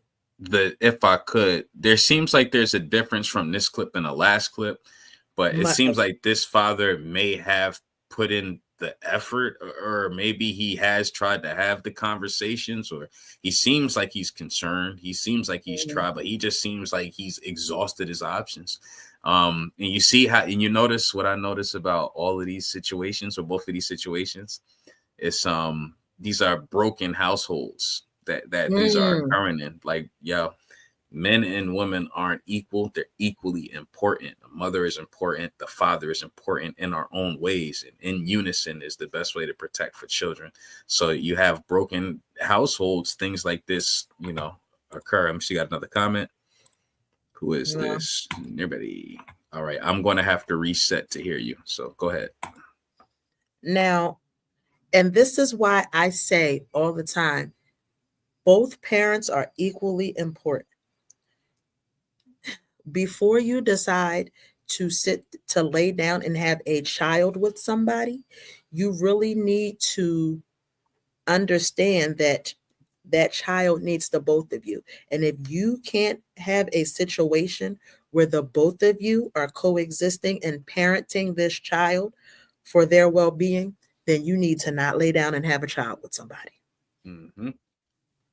Somebody said the other day, I want to have another kid. And I said, well, do you just want to have a child, or do you want to be married to that person, or do you see yourself with that person long term? No response. But I feel like if you care enough to bring life into the world with a person, why don't you care enough to try to establish something long term so this child doesn't have a broken home? Yeah, I like that. Where I like that. one parent is here and the other one is over there. I like that. Hold on. I'm going to read a comment from Karan Hannibal. The major part of the issue with most of our people today, accountability as adults, parents, shit, even humanity. Yeah, man. We're gonna have to get Karan up here for something other than the QCBC boxing stuff we got going on. We're gonna get you up Who here, was man. that? That's Karan. He's going up against Wooski in the upcoming QCBC boxing event. Now, when you say that, like, I feel like what do you mean specifically when you say that? Are you talking about like playing field type? Yeah. Playing field. Yeah. You keep forgetting. I am the only one that is not from Plainfield. Like, I married into Plainfield. Like, I'm the only one. So when you say stuff like that, I don't even know what you be talking about. I come to Plainfield for White Castle. That's it. I drive my ass an hour and a half up the turnpike just to get some White Castle. Other than that, let me run these guys some promo real quick. I'll put it in the background so that we. All right, there's an upcoming boxing event scheduled for April 19th, if I'm not mistaken, and he will be one of the fighters on said card. So we want to get him on here for other things. Seems like he has a brain on his shoulders, you know what I'm saying? So definitely want to bring him up here in the future, for sure. But, do you have children? What's his name? Karan? Do you have children? All right. Side note, my children's uncle is named Karan too. Hey. But I think, and you know what too? When it comes to, I was just having this conversation the other day too, because I feel like as a woman, as a single mother, I can't raise my son to be men. Mm-hmm. I can surround them with positive male role models and mentors, but I can't teach manhood to my sons, which is why it's very important to keep them around men who can guide them, because I don't know what it is to be a man. I know what I've seen from my father and from my grandfather and other positive men that have been in my life, but I can't teach manhood. I can teach my daughter what it is to be a woman, but my sons, that's a little something different.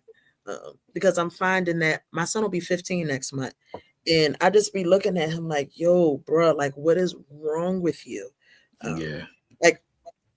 Like for real, like, what's wrong with you? I just don't understand. Like, me and my daughter go through stuff. Watch your mouth. Listen, we ain't got White Castle down here. I would drive an hour and a half just to get it always every time. But when it comes Karan, if I could, she don't play about that White Castle. You heard? Listen, if I'm driving an hour and a half to get it, okay, that should tell you something. That should tell you how I feel about it. And when I say I'll drive an hour and a half to get it, I'm not saying that I'm gonna link up with somebody else while I'm up there. I'm saying I'm getting on the turnpike, going all the way up to exit 10. Mind you, I live at exit 4. I'm going all the way up to exit 10, getting off of exit 4 on 287, and I'm hitting that White Castle. I ain't got to see nobody else while I'm up there. I'm just sit there, enjoy my chicken rings and my strawberry lemonade smoothie, and just be having a time. Okay. That sounds kind of good right about now. I ain't gonna lie. That sounds pretty good. I don't need much to be happy. Okay. Yeah. Some chicken rings, some fries, and I'm cool. That's the best date ever, because I take myself on dates too. Best solo date ever. Leave the kids at home. Yeah, solo dates. Solo dates. I might want to talk about that in the future too. Solo dates are amazing. They are amazing. I ain't got to worry about spending time with nobody that's getting on my nerves, because you meet somebody sometimes and conversing with them over the phone versus conversing with them in front of you are two different things. Yeah. And like, you ever met somebody that it was real cool until y'all got together, and then you just like, why am I here with you? Okay, absolutely. Growing up, why are we talking to each other right now? Come on now. Growing up, there used to be a chat line called The Loop, right? Nigga! Come on. So yeah, I've been there, and also I grew up in the world of AOL and AIM. AIM. Chopping it up all night. You meet them in person, and it's awkward. Yes, I've been there for sure. Why am I here talking to you? Exactly. And you know what? At this big age, it's because I just became single as of 2 years ago, and it's different out here now. It's really different. So I'm just like I was saying the other day about my date experience. This man thought he was going to keep me waiting for an hour. Oh yeah. Hell no. We're not doing that. I'm just like, now we've been talking for a couple weeks, and you seem like a decent human being. You seem to have all your brain cells firing like they're supposed to, but we're supposed to meet at 6. I text you at 6:15 because you're still not there, and you respond at 6:30 and say, hey, I'm running late. I'll be there by 7. Go inside, order drinks and an appetizer. At 6:31, I was already back down the highway. What do you mean? Yeah, that's crazy. That's crazy. Rude and inconsiderate, because if we were supposed to meet at 6, you knew at 6:45 that you were going to be late. You see, people don't respect time, Like, I don't know. You can't get that back. It exists. It's like literally the greatest element. There's nothing we can do to get it back. And like, when people don't respect time, or they're not prompt, or they don't know how to be courteous, it's like, I don't have time to waste time. So listen, my time is if I give you my time, that means that, okay, I rock with you somewhat, and I'm interested in seeing more of you. But when you waste my time, no. And then the way he went about it, because he said, oh, I'll send you money, this, that, and the third. And he did send me a Cash App. He was like, I'm sorry I wasted your time, and I'll send you a Cash App. I said, no, you don't have to, whatever. He sent it anyway. I was not giving it back. Yeah. The next day he called, and he's like, or he texted me, he's like, so when we getting together again? I didn't respond. And he's like, so what's going on? I'm like, well, I don't want to invest any more of my time into this. You kept me waiting, and I didn't really appreciate it. So, I don't think that this is going to go any further. And that young man got angry. He sent me this long paragraph telling me why he was a good man. And this is why Black women are often single, because they don't know how to treat good men, and this, that, and the third. And I just was like, blocked. Yeah, that's a lot. Yeah, I ain't gonna lie. It's fine. Look, if I get a message and it's like a certain length, I'm not even. No, I'm gonna read every word of it. Oh, really? Yeah, I'm gonna read every word of it, and then I'm gonna screenshot it, and we gonna talk about it in the girls' chat. But crazy. I'm gonna read every word of it, because I just found it. Because he was like, I'm such a good man, and it would be in your best interest to give me another chance. And this is why Black women are often single. And I'm just like, and he was doing the most. Like, maybe he felt that way because he sent me $75, maybe. But if it's that deep, you didn't have to send it at all. What you mean? I'm very big on minding my business. Okay, I understand. Yeah, for sure. But yeah, Karan, we got to get you up here, Karan. You know what I'm saying? In fact, I'm going to hit you up on Messenger. Maybe I'll bring you into the chat. You know what I'm saying? We got to bring some new people in. We're going to bring a Karan. We got to get some people out, too, that's just taking up space. Yeah. We'll clean it up. I plan on being more involved.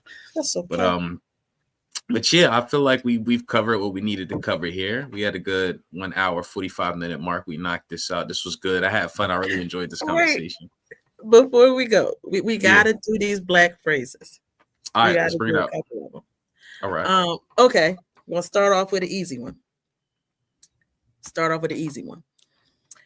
You've been outside playing all day. You come inside. Your mom says, YSLO. What does that mean? You've been outside playing all day. You come in the house. Mom says, YSLO. YSLO. Mm-hmm. It's definitely you something. I cannot get this one. I can't grasp it. Yo, chat, help me out. Chat, where y'all at? I need this one. YSLO.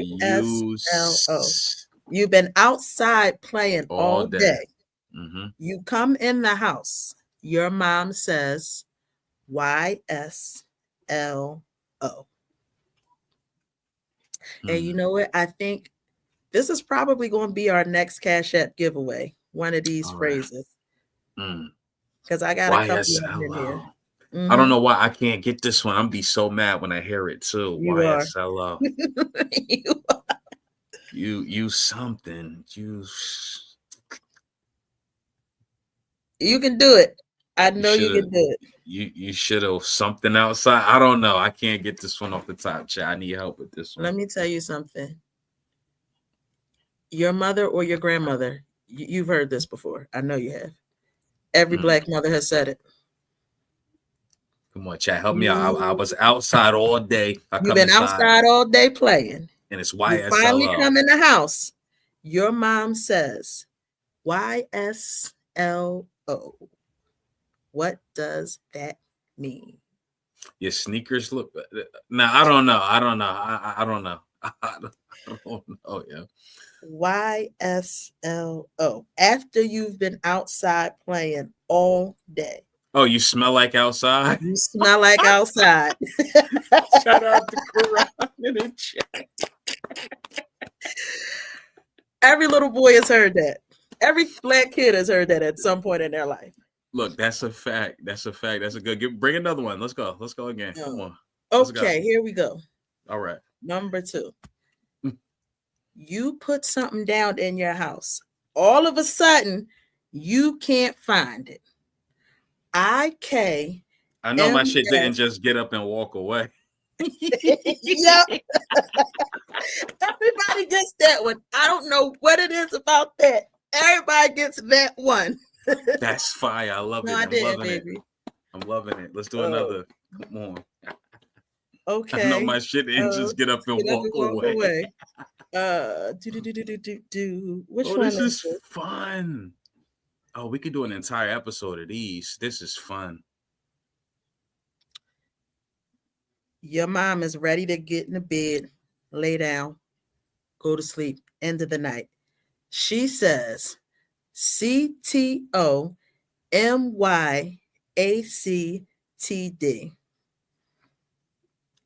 I want to say cut that off. Hold on. Give me the scenario again. Hold on. Come on. They're gonna snatch my black card up. Come on, give it to me.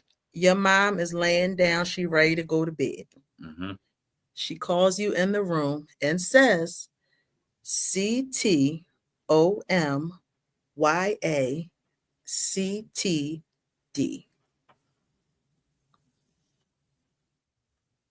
Damn.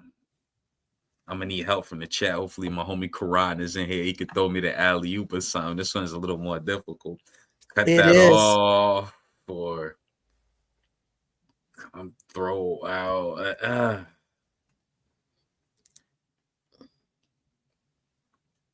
Come on, Karan. I know you out here, family. You nailed the first one. I can't believe I dropped this one. You smell like outside. I definitely heard that one. That's the easy one. Boy, Karan, help a nigga out. Help a brother out. Karan, CTOM. Cut that off. My account due tomorrow. I don't know. Cut that. I don't see nothing about no remote, so. You gotta throw something on the remote, okay? Come throw out. The MY is messing me up because is it my or is it two different? My yelling and cut that. Oh shit. Hold up. Wait a minute. I think I did. Wait, I might have fucked that one up. I did. All good, all good. We still here. Shout out to the viewership. By There the way, we go. like and subscribe. YouTube.com/@ nothing left to do but win. All right. Cut that off my list. And yeah, I don't. Chat, where we at? Chat, where Your y'all mom at? calls you in the room at the end of the night. She laying down in the bed getting comfortable. CTOMLACTD.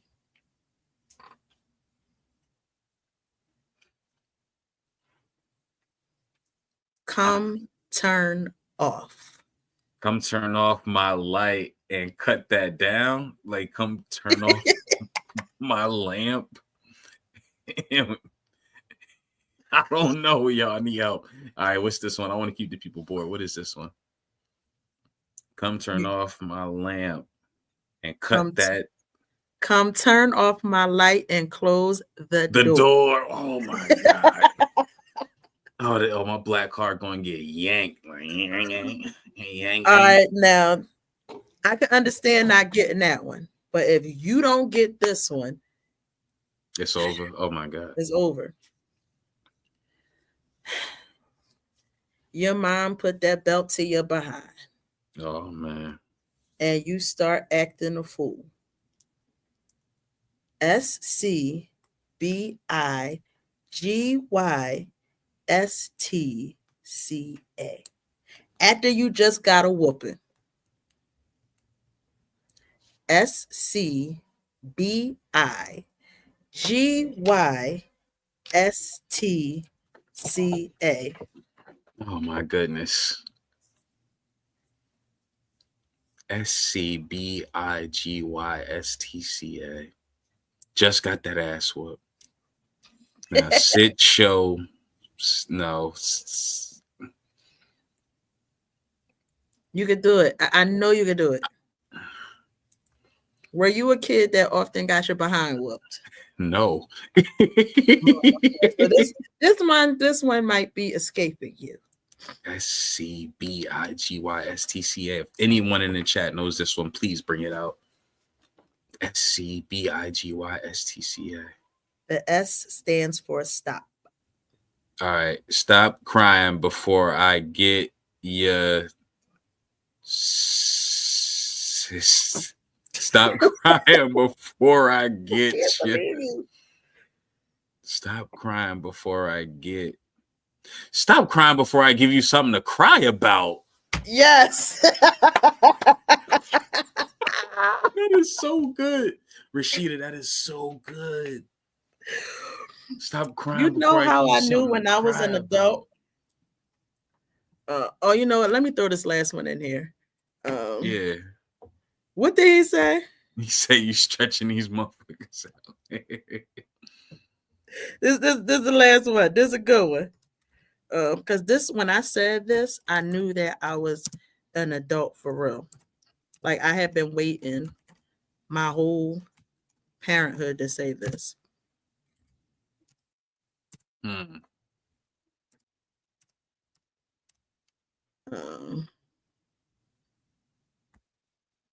Yeah.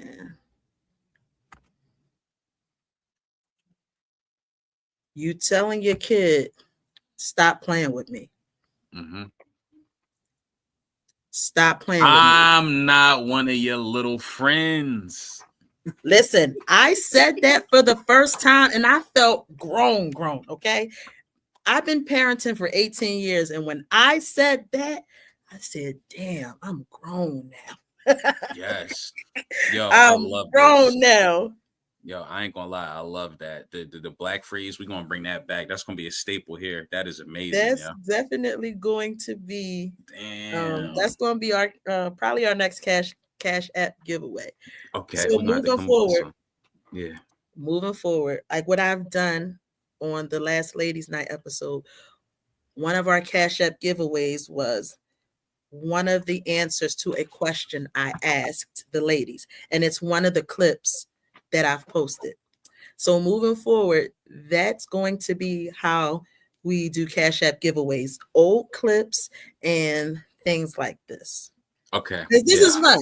And the other thing I want Yes. people to know is we've been out here for a long time. This episode 60. Episode We've been doing this for some 60. years, like 2 years Yes. now.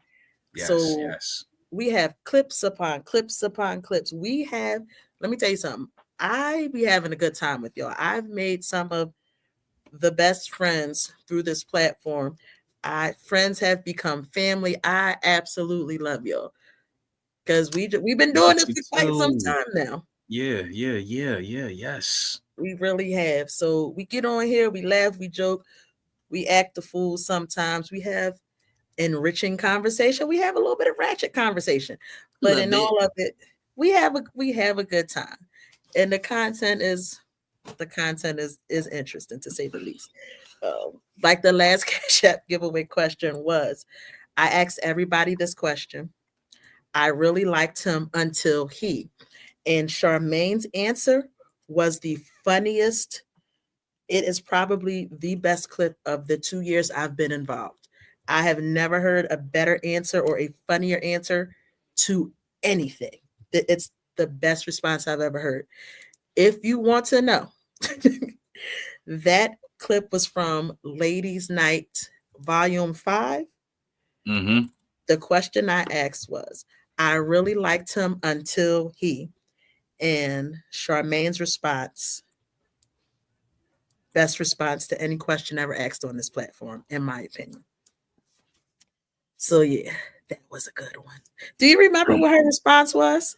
No, but I do remember you brought this up, and this was something that we tried to do a Cash App giveaway on. So, I'm not going to give it up. We did. Somebody actually won that $25 Cash App giveaway because she went back and she went through all the clips and she found the answer. So I'm going to have to do my due diligence. And for anyone that's not subscribed to the YouTube, I just put it up there, youtube.com/@ Nothing Left to Do But Win. We got some more content coming out this week. Who knows? We might be back tomorrow. As tomorrow, I have jury duty. And I don't have, should so be yeah, fun. I hope they don't pick me. So yeah, I'm gonna go in there and act remedial, and we'll just it's remedial. Yeah, so I could come home and pod, So but, and you know what? It's another one or two topics that I want to discuss with you. We didn't get to it tonight, but I would love to have those discussions. Give me a hint though before we go, because we still got a couple viewers. So and I'm telling you, this thing has been weighing heavy on my heart ever since I heard it about the 2 children that away. Okay, we will get into that in the future for sure. Mm-hmm. There's a lot of people that need to answer for that, and that is something that I would love to have that conversation with you as not just as a father, but as a man. Yeah. Because I feel like those children were let down in a major way, and somebody needs to be held accountable for that. Yep, they were let down by literally like by a lot of people. So yeah, we're definitely going to get into that. And where that happened, was that Detroit? Detroit. Mm-hmm. Yeah. All right. Yeah, we will bring that up. And it's pretty rough. You know what I too want to know? How would you feel if someone you'd consider to be a friend or a close acquaintance dated your ex? Is the ex like a BM? You know what I'm saying? I guess that's a little weird, but because there have been instances where that has happened. But how would you feel if someone you consider to be a friend or a close acquaintance dated your ex? Wow. Like I said, honestly, it depends on the ex, I would have to say, because different ex. Yeah, because I got BMs, you know what I'm saying? So it's like certain things I would consider like, if me and you as homies, then I don't know why you would cross that line. You know what I'm saying? Like to the point where now you want to be around. Yeah. We'll get into that one on another one for sure. Let me see. Tell jury duty, you Muslim. Yeah, I'm gonna tell them something, yo. I'm gonna tell them something, but I've been kind of late in relaying the message to them, so I'm gonna let them know something because I am not really trying to do that, but I'm gonna have to show up for sure. You have anti-government views. Yeah, we're gonna see about that. But y'all, we're gonna close this out right here at the 2-hour mark. That man said telling you Muslim. Yeah. Yo, Karan, thanks for rocking out with us, man. I'm if you got Messenger, if you got Facebook Messenger, I'm gonna reach out to you and I'll pull you into the community, brother. Well, you know what? I'm so glad that I got to see your face again because you've been hiding for a little while. And like I said at the start of the show, you don't get to do that. My nigga, you gotta check in, even if it's just a thumbs up to let me know you're still alive. And you know what? I went back to our text thread and I was like, damn, I never responded to you. So yeah, I got to do a better job at that. I'm good at reading a message and then saying, oh yeah, I'll just respond to it when I get a chance. And then I just never get back to it.